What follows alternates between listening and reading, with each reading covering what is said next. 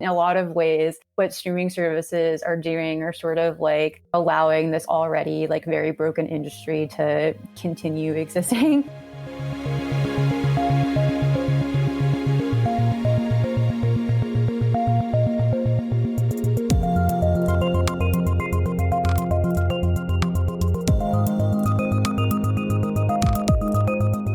Hello and welcome to Tech Won't Save Us. I'm your host, Marx, and this week my guest is Liz Pelly. Liz is a freelance writer and critic who has spent the past decade running community art spaces. She's also a contributing editor and columnist at The Baffler. In our conversation today, we look at Spotify and how the streaming model is affecting musicians and their ability to create art that enriches our broader culture. Our conversation is based on a column that she's written for a number of years at The Baffler, which critically looks into Spotify and how it's affecting not only the music industry, but increasingly the podcasting industry as well. Our conversation today focuses on musicians and the long trend of exploitation that Spotify continues in the music industry to this day. The platform uses its power to ensure that it reaps the benefits of musicians' labor. This is a really important topic, and it has some strong relationships to what we've discussed around the gig economy. There is a little bit of feedback in some of the audio, just so you're aware, but I think you'll have no problem understanding the really important points that Liz makes in this episode. As always, if you like the show, please leave a 5-star review on Apple Podcasts and make sure to share it with any friends or colleagues, or just on social media so we get that social proof so people can see that you like the podcast. And if you want to support the work that I put into making this show, you can go to patreon.com/techwon'tsaveus and become a supporter. Enjoy the conversation. Liz, welcome to Tech Won't Save Us. Hey, thank you so much for having me. It's great to speak with you. You've been writing critically about Spotify for a number of years now in your column at The Baffler, always providing really timely insights into what is happening in streaming and with Spotify in particular. So obviously, I wanted to talk to you today about that model and how it's affecting the music industry and artists in particular. And so I wanted to start by kind of getting a broad overview so we kind of understand what is going on here, right? So can you start by describing what the key differences are between the Spotify model of streaming, the streaming model that is promoted by, say, an Apple Music, where they're not as dependent on, say, the streaming platform for revenue, but it's more to promote other types of products that they're selling. And then what the music industry was like before the streaming era and before streaming kind of dominated everything. To speak to your first point, I don't think that companies like Apple Music, Amazon, Google, or YouTube really represent anything significantly different or more artist-friendly than something like Spotify represents.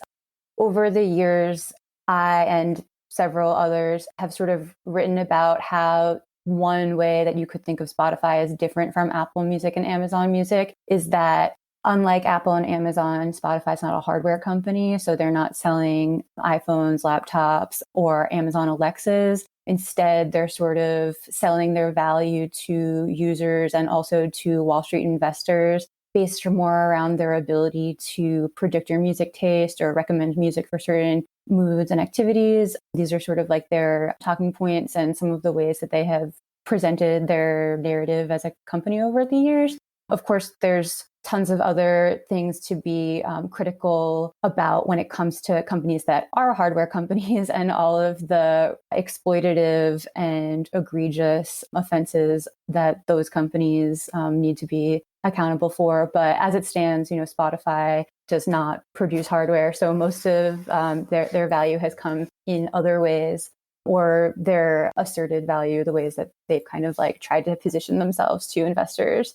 So that's one way of looking at it. And then in terms of the relationship between streaming services and the music industry that existed pre-streaming, in the early days of music streaming, which is, around 2008 to 2011, depending on when the services became available for different markets, streaming services sort of positions themselves as these saviors of the music industry, that they were returning the music industry to growth and that they were democratizing the music industry. And a lot of people bought into this mythology similarly to the way many throughout society have bought into the mythology of, tech companies in general as these democratizing forces. But over time, it's become really clear to a lot of people in a lot of different corners of the music world that these streaming services really just serve to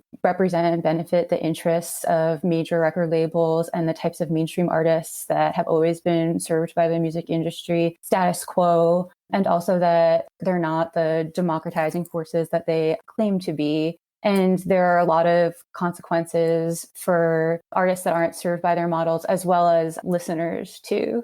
Yeah, I think those are really essential points. On the first one about the differences between the different streaming services, when Apple Music launched, and I feel like this is still a narrative that's still around today, there was this idea that it was better because there was more human curation and they were paying like marginally better than what you would get from a Spotify, right? And so the idea was, look, this is the good streaming service. So we can, leave Spotify, which is the bad streaming service, and just go to Apple. And then we're doing ethical music consumption now, right? And this is all good for the artists. And you even had some of, these bigger artists saying the same thing. They said, we would never put our music on Spotify, but we'll put it on Apple Music because they are good for artists, right? And so this really helped to benefit Apple and, these other streaming services that play by that slightly different model. But then when you also talk about the differences between streaming and what existed before, Spotify came a little bit later to Canada than, say, the United States and certainly Sweden. But I remember when it launched being like super excited. I was like, wow, I can pay this much money. It's going to artists. I can access so much stuff. This is fantastic. And then over the years, I have found that the way that you approach music changes. The kind of relationship between the listener and the musician changes because it's mediated through this platform that has certain incentives, right? And so that's the other key piece that I wanted us to establish before we really get any further. And that's how does, moving to a streaming model change the relationship between, say, the platforms and the labels and the artists? I think in terms of like the question of like how streaming has affected listeners' relationships with music, streaming services put a lot of resources and energy into trying to kind of like market themselves as these places where you could go and pay one fee and have access to all of the music in the world. And there's a lot of things to be critical regarding that. The first one being that obviously all of the music in the world is not on Spotify. And there's a lot of interesting underground and non-mainstream music that is not on these services. And then also a lot of people who use these services do, rely on the recommendations that they're given on the front page or the different like curation channels that exist within the services. And it's important to remember how significantly influenced these things are by major labels and by anyone really that like has money to spend on promotion. It's been like pretty well documented the way that various mutations of what has historically been considered payola play out on platforms like this. And then there's also just the reality that there are certain types of music that cater to like what is valuable to a platform like Spotify. So listeners to your podcast will be familiar with the reality that throughout the platform economy, platforms and various corporations have financial incentives to keep users engaged on their platforms, and they just don't want you to leave their platform. They want to recommend you stuff that will keep you clicking and streaming and pressing like and like creating data for them. And the same thing exists on streaming services. Like when you come to the front page, they want you to see stuff that you'll click on. So that has resulted in the sort of audio equivalent of clickbait. I and others have like written about this phenomenon as stream bait. This is the thing that exists on streaming services. And there are certain types of playlist categories that keep people clicking and streaming. There's been sort of like rise of music that does well in the background, music tied to different like moods and affects and activities. So in order to have all of the major label music on Spotify, when it launched, had to establish all of these contracts with the major labels. And those contracts that are renewed every few years or so are extremely secretive. There are very few people who know what the terms and agreements are between Spotify and major labels. But what we do know is that the agreements between major labels and Spotify are part of the reason why advertising exists at all on Spotify and why there's advertising on the free tier. And it's also true that major labels, when they sign those contracts with Spotify, they're given like free advertising space and a certain number of advertising placements. And there's also different types of like agreements regarding promotion and marketing and stuff like that. So major labels employ full-time promoters, similar to the way like mainstream radio historically was, that have like a direct in with people at major streaming services. But big indie labels have these sorts of relationships as well. But it's from conversations that I've had over the years, it seems pretty obvious that like major labels have a much more direct in. And also the other piece of the puzzle is that, major labels also like partially own these services as well. So there's a pretty interesting graphic that Sherry Hugh, the music business reporter who runs this newsletter called Water and Music, has made. You can put the link in the show notes. Okay, yeah. So it's like this diagram showing the different major labels, Spotify, Tencent Music, Universal, Warner, Sony, and like the various financial stakes that they all have in each other. And I think that's like important to keep in mind as well. So in terms of like, but then, so for artists who are not on major labels and also who are not on big indie labels, there's independent labels, grassroots, people who run labels out of their houses. But then there's also these sort of like legacy indie labels that have been around since the 80s and 90s that have a bit more influence and sway within the music industry. And many of them comprise this group called the Merlin Network that Spotify has referred to over the years as like the fourth major or something. So they have, significantly more access to these services than say like if a local musician in your town decided they were going to like take $300 and start a tape label and then like service their music to various services.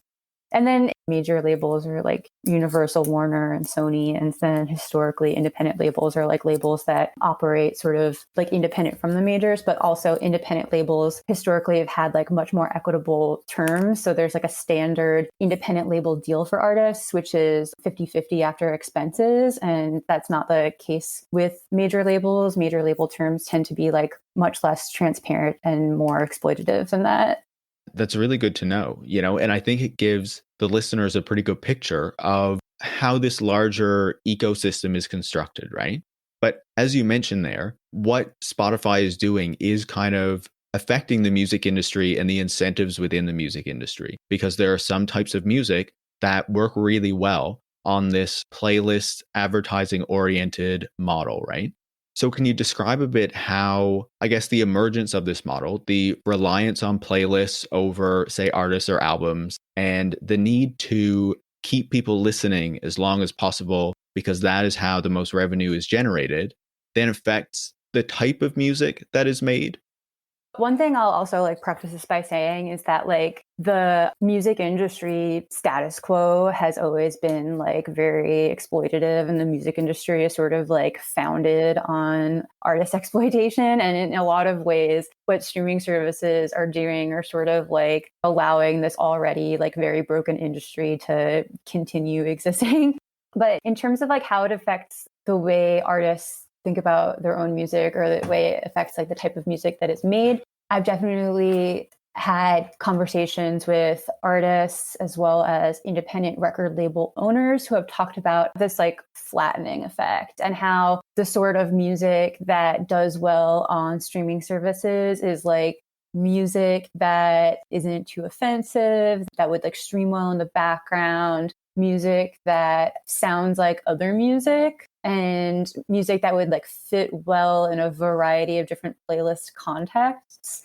So in some ways, there have been examples of artists who have seen this play out within their own catalog, like looking at the types of songs that become popular on streaming services because of the automatic suggestions that like autoplay after you listen to a record. There's like a pretty interesting story with the band Galaxy 500, and they've been releasing records since the 80s, and this random song that was never really a particularly popular song in their catalog all of a sudden is their most popular song on Spotify. And the drummer of that band, Damon Krukowski, who is also a writer and part of the Union of Musicians and Allied Workers, on his own blog like raised this question of trying to like figure out why this song all of a sudden was the most popular song of theirs on Spotify. And a similar thing recently happened with the band Pavement.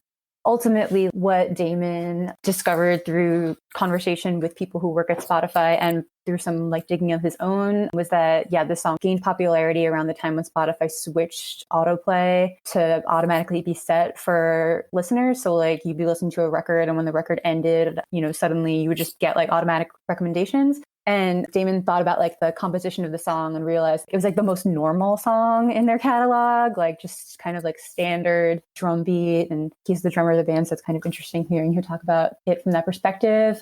But I think having the perspective of musicians who have been releasing music for decades is really interesting because it makes it a little bit more clear what type of music is boosted or recommended in a environment where the type of music that is being rewarded is like music that sounds like other music or music that works well in the background. And now that is sort of like the norm for a lot of new artists upon release, is the songs from their albums that are like being boosted on streaming services or playlisted are the songs that are playlist friendly. At the same time, there's always been forces within the music industry that have made like one thing popular over the other thing. And like maybe historically it hasn't been like, does this song do well on playlists or in the background, but it's been something else. And there have always been artists whose work has been overlooked because it didn't fit the, needs of what the music industry, mainstream or indie, like wanted or was willing to put money and resources around. And I think that these conversations around what types of music does well on streaming or does well in the music industry raise sort of like bigger questions about how we decide what music has value and like how we decide like what music is important or worth supporting. And that's like a whole other big conversation also. It definitely is, and it has always been the case that different ways that, industries, music industry in particular, are structured are going to incentivize certain types of artistry, right? It's just that in the case of streaming, it does seem to be that there's this incentivization toward a more kind of standard, homogenized listening experience, because that is then going to keep people engaged and passively listening for longer, which is what the platform is incentivized to deliver. But I think what you talked about there, which is really interesting, is the point about exploitation, right? And the degree to which exploitation has always been a reality within the music industry. And what we're seeing with Spotify is just more of an evolution of that. And so I really wanted to look at the question of the artist as a worker, because naturally they are. And when we look at music and we look at art, we know that there has always kind of been a gig economy in the music industry. And now that kind of has been rolled out to many more industries through these tech platforms that, have gained a lot of attention over the past decade or so, again, around the same time that Spotify would have been growing and emerging, right? And so I feel like when we look at what Spotify is doing, it's both learning from an Uber in order to see how it can better control the workers that rely on its platform, in this case, musicians. But then we also see that, say, like Spotify's CEO is saying that artists need to produce like an album every year or like more frequent albums if they just want to survive in the modern music industry, because that's like the new reality, right? So what does that tell you about the new pressures that are being created for artists as a result of these kind of changes that are happening? I think that it says a lot. And what you mentioned about the gig economy and the sort of strangeness of a company like Spotify, almost like learning from companies like Uber and sort of repackaging and selling the gig economy back to musicians through their own product. It's a lot to unpack considering the extent to which the gig economy as a concept has sort of like branded itself on the romanticization of gig work that musicians have always represented, which, should say a lot about how exploitative music work has always been or how like under-resourced it has always been. But also it does also shine light on just the complication of all of this for artists and the intersection of art and labor. So I think that the comments from Daniel Ek from this past summer, so over the summer he did this interview where he talked about how in order to make it in the new music industry, artists cannot get away with just releasing one album every few years. Like there needs to be continuous production and engagement or something like that. From a artist perspective, something that is really important to think about when it comes to the labor question is that a company like Spotify doesn't see artists as its workers. It sees them as customers of its platform. And when something like Spotify sends this messaging to musicians that they need to be producing more and sort of trying to set the terms of their artistic creation, I think it really like is important for musicians to see it that way. Like, and Spotify doesn't, shy away from this. Like they talk in their own marketing materials or their messaging to investors about how they're a two-sided marketplace where like on one hand, they're selling their product to listeners and on the other hand, they're selling their product to artists. So it does like raise a lot of questions. And I think it's interesting, like thinking about it in the context of the like greater gig economy questions that have come up over the past year. And also it's interesting thinking about it in the context of like ongoing music worker, music labor movements that are happening. It definitely is a way of thinking about music that requires artists to do more work. And also it speaks to the overall devaluing of music and art that happens under this model. And ultimately, it is that devaluing that should tell us that we shouldn't rely on companies like this or really even on the music industry in general as our main source for funding art. I feel like when we reflect on what artists are creating, the music that they are producing and sharing with the public, it's a very important thing that they're doing, right? It's core to our culture, and without culture, without art, our lives would be like so devalued, right? And so then when we consider what the people who create this art are having to go through and the increasing pressures that they're being put under, it naturally leads one to question whether the system that we have established for the funding of art, for the creation of art, is really one that is working in favor of the public good, right? Because in one of your pieces, you talked about how the Spotify model is creating disposable music, where there's just kind of new tracks constantly being created that can be cycled through playlists and then forgotten to make room for the new tracks that are going to be forgotten just as easily. And we just kind of move on from there, right? And it felt to me when I was reading that, like that was something that we're seeing broadly across the entertainment and media industries when we look at these streaming models, right? So what does that tell you about how that's affecting the broader culture? But then what does that mean for artists themselves to not really be able to put the time and the energy into a piece of art that means a lot to them and that they feel is really communicating an important message, but instead has to just keep churning things out to kind of participate in this, I don't know, like hamster wheel or treadmill of content? You're totally right. And my main reaction is that it's completely unsustainable and that not only is it not the way forward, but coming up with ways to fix this broken model also isn't the way forward either.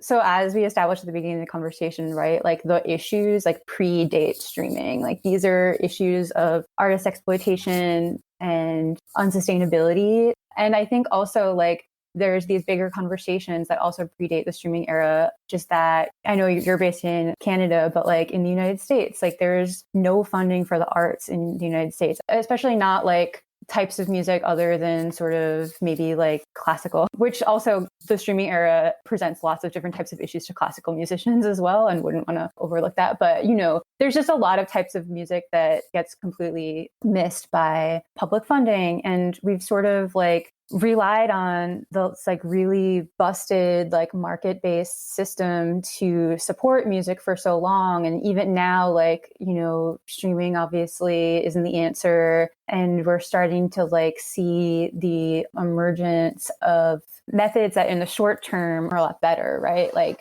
over the past year, we've really seen the conversation sharpen around the importance of, okay, if there's a musician that you like listening to and want to support, you should go buy their music on Bandcamp, or you should go support them on Patreon, or you should go buy their merch. Those are, I think, really good, like short-term steps in the right direction towards taking our money away from streaming services and putting it towards artists. But that's not like a big picture, like political solution in any way. And I think that this is like a moment where I think it's important to think about like how even though those short-term fixes are really helpful, it's still a system in which your musicians are only getting compensated if they're screaming loud enough on social media for people to like go click on their Bandcamp, or they're making music that a bunch of people want to like pay for with their $5 or $10. And I think that there are like bigger picture collective responses and collective visions that could be more sustainable long term, such as public funding for non-commercially viable art, or big picture divestment from exploitative streaming services and community investment in new systems that value things like transparency and democratic decision making and worker ownership. Bandcamp is really cool, but I feel like there also should probably be something like Bandcamp that is musician owned and operated and run more like a worker owned co-op. And they both should exist. You know, there's also a really interesting proposal out there that people can find for a project called the American Music Library that this lawyer and music writer named Henderson Cole has drafted this proposal for, that would be a taxpayer funded, like socialized streaming service. And I feel like it would be really interesting to see like that be part of the picture. And it's not saying that any one of these alternatives or models would address all of the issues that music and music communities face. But I feel like if we're going to be talking about new models, like we should be thinking about new models that like don't involve corporate profiteering or tech companies skimming like 10% off of what musicians could be getting. And just like we should be thinking about models that don't involve like advertising and corporate sponsorship in general. I completely agree with that, you know, and I would say music is not like a cultural industry that I'm as familiar with, but like I have echoed very similar points when it comes to the production of like film and television and kind of how those things should be funded and created and supported essentially, right? How we really do need more public funding, how we need to ensure that the development of this really essential culture is not just for the benefit of like some massive corporations, but that we're looking first and foremost at what is best for the artists themselves and also the public that is going to be experiencing and consuming that art, right? So I think those are really important and essential points. I wonder, the current framework for how the music industry works is not working. You clearly established that. Do you have ideas for how we get from here to there, essentially? Because I feel like there is more organizing by artists themselves, by musicians to push back against this model. But do you see paths toward kind of achieving that better music industry that you're talking about with how things are currently laid out right now? I feel like I have like a few different responses to it, which is that in like the music industry as it stands, I'm not sure. But when you think more in terms of like the music world in general, and like when I think of like the music world versus the music industry, I also think of like musicians that are like explicitly like not involved in like the mainstream music industry or like any sort of like commodified music industry, or maybe like musicians that are making like music that has so little commercial potential that like they have never even really like thought about making a career off of music.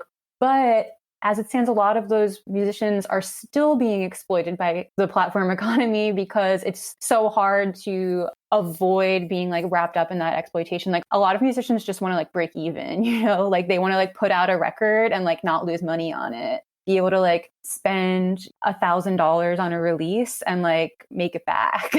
So I also think about like those types of musicians and how even though the music industry has this like deep history of corruption, like there have always been groups of artists that have like organized on a grassroots level to, operate outside of it and to be able to kind of like create alternatives. And because there is that like precedent of history of like underground record labels and alternative media and things like that, like I do think that it is possible to like think about ways of distributing and like circulating music online that are making use of technology in the best ways that we can, while pairing that technology with economic models that serve artists a lot better. So there's that, right? Like, I think that there's definitely like historical precedent for like groups of musicians working together to create systems outside of the exploitative mainstream. But another piece of this puzzle is that I think that like any kind of path forward would like have to be collectively conceptualized. And that's why ultimately, even though aspects of current ongoing musician unionizing and worker movements, where I'm not like completely behind like every single proposal, I ultimately think that like the current efforts to unionize and collectivize and create like worker power within the music world are really powerful and interesting, because I feel like those are the spaces where these types of like collective visions for a new way of circulating music online like could pop up or like could be conceptualized. Yeah, definitely. And there is a campaign that was started recently that gained a lot of attention recently from the Union of Musicians and Allied Workers called Justice at Spotify, which is seeking, more transparency, better pay from Spotify, things like that. So I wonder, like, would you see that in, what you were just describing? Maybe improving streaming services isn't like the end goal, but this can serve as a way to bring musicians together to kind of build those collective structures that maybe later on can be used to imagine something bigger than just making Spotify respect musicians a little bit more, and can actually start to try to develop these structures or alternatives that would actually challenge the core of the Spotify model. The Justice at Spotify campaign was launched by UMA, the Union of Musicians and Allied Workers. And I think that like efforts that are bringing musicians together in these collective settings, the vision of UMA is making a more just music industry, but also like in solidarity with all workers struggling for a more just world. And I feel like the existence of groups like this within music is really important. My main reaction to it is that I would way rather see musicians organizing around completely new models than trying to like fix these super broken ones, because I don't think there is any fixing these super broken ones. I don't even think there's like putting a band-aid on the broken ones.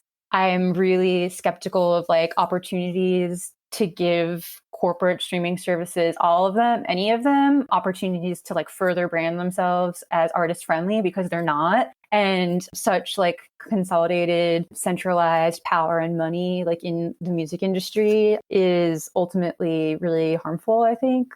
At the same time, I want working musicians to be able to like survive. And this year, musicians have been squeezed so much without touring. It's obvious like why these conversations have come to such a head this year, because without touring, it's been made even more clear how unfair the whole system is. Yeah, no, I think that's a fantastic point, right? And it makes me think of the larger gig economy that, we're talking about now, right? There is built into that model trying to ensure that workers are atomized and do not have these connections to each other so they cannot form these collective structures, right? And so even if these demands aren't perfect right now, it seems like there is value in what the Union of Musicians and Allied Workers is doing by at least getting this started by bringing workers together and then hopefully being able to further take advantage of that in the future, right? Yeah, I absolutely agree. And so I think also what you're bringing up there about the pandemic and how that has affected musicians is really important. And so I was wondering if we could end by having you discuss a bit about what the pandemic has meant for musicians, how it has really affected musicians, because obviously without that touring income, it's been a really big hit, I would imagine, for a lot of musicians. So how has the pandemic affected musicians? And if we are thinking about these alternatives, obviously we're all not musicians. I'm not a musician myself. How can people who respect what musicians do and want to promote a more vibrant culture support the work that musicians are doing, even if these alternative structures don't yet exist? The pandemic has, I think, similarly to the effect that the year has had on a lot of different industries and corners of society, it has shown some light on pre-existing injustices and exploitations and inequities that already existed. The music industry and musicians in general have already relied so heavily on touring and live shows because of this whole web of how exploitative the economy around recorded music has been for so long. And without shows, a lot of musicians have lost the majority of their income. So I think there's that. And then there's also the reality that a lot of small independent venues also are really struggling and shutting down. And that is something that is a really important part of this conversation too. Something that the pandemic has done within music is, because it has sort of laid bare all of these problems, it has also led to all of this organizing, which I think was kind of stuff that musicians had been wanting to do for a long time. But it's hard. It's hard to organize musicians for a lot of reasons, including that in other workplaces, it's you have a shared workplace, you have a shared boss, you have a shared manager, you organize around that. But because a lot of musicians are essentially freelancers, it's really hard to organize people that have shared experiences, but not exactly the same workplace. And also another complication that I think is interesting to point out about the difficulty of organizing musicians is that musicians all have different backgrounds that allow them to exist as musicians to begin with. So they have different economic issues. Some musicians have a series of managers and bosses that they answer to, whether that be their literal manager, their label, the various streaming services that pay them. But then other musicians that are more successful, are bosses, and they employ other musicians and people who work for them. So generally, because there's such a wide spectrum of practices and ways of operating and doing business within music, it can make it really hard to organize them. That said, the pandemic and the year 2020 and everything that is going on this year clearly was a galvanizing force to get musicians to organize, because in addition to the Union of Musicians and Allied Workers, you've also seen other projects pop up, like the Music Workers Alliance in New York. And there's also been organizing and marching being done by the AFM musicians in New York and probably other places too. So there's been a lot of musician organizing this year that has been really interesting. And I think that that is a good thing. And then the last part of the question was what can listeners do? I think that's something that's really important, is pressuring elected officials to care about music as part of the arts, but also to care about musicians that are not just making commercially viable music. So I also think that that encompasses getting elected officials to care about community art spaces and art spaces that will be accessible to musicians who historically have not had access to space, community art spaces. And ultimately is super related to all these other issues, because something that has like come closer into focus is like the relationship between musicians' ability to tour and play shows and have access to venues, and the relationship between musicians' ability to like make a living off of their recordings. Stepping back and trying to give a more direct response to that question, thinking of what is something that if there's a listener who wants to more directly support the musicians that they care about, or maybe try to have like a more interesting relationship with the music that they listen to than solely streaming. It's, maybe an obvious answer, but I think that something I've been doing throughout the pandemic is rebuilding my MP3 library. I mean, I'm not saying like delete your account or whatever, but like, I think there's something to be said for rebuilding your MP3 library, like buying music either through Bandcamp or from record labels that you're interested in, just having a library of MP3s that you listen to. I think that there's a deeper relationship that you'll have with the music that you're listening to. And also if you're buying it from the artist, you'll be compensating them fairly. So in the short term, I think rebuilding your MP3 library is a good idea.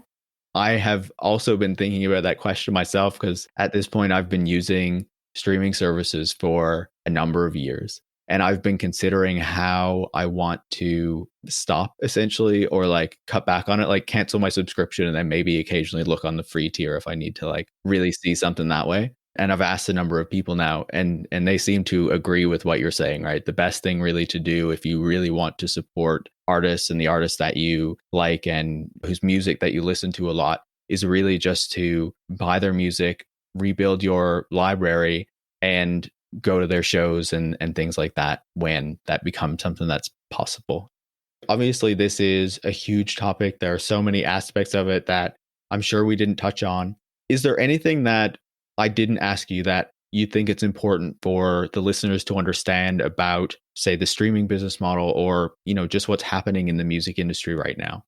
I think that actually something that is like really important for listeners to think about is actually like how this conversation connects to other conversations that have happened like on this podcast. So while I was listening to other episodes of your show, like listening to your conversation with Tim Wong was like really illuminating for thinking about like the role of advertising in the streaming model, and listening to the conversation with like Vina Dubal is like really illuminating for thinking about like these issues around how the way musicians operate within the streaming economy is related to like labor issues with the platform economy in general. And the conversation with Evan Greer was really interesting too, because these issues around whether platforms should take accountability for the content that is published on them is something that's like increasingly conversation happening in regards to Spotify as there's like more podcasts on the platform. So I think ultimately what I would like just want to be sure to note is that like in the greater context of this conversation of like,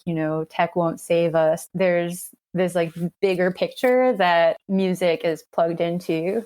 I completely agree with that. And I would recommend everyone to, pay attention to your work and to read your columns for The Baffler so that they can find out more about how this works and about how Spotify is affecting artists and, other aspects of, I guess, like the audio economy or whatever you want to call that.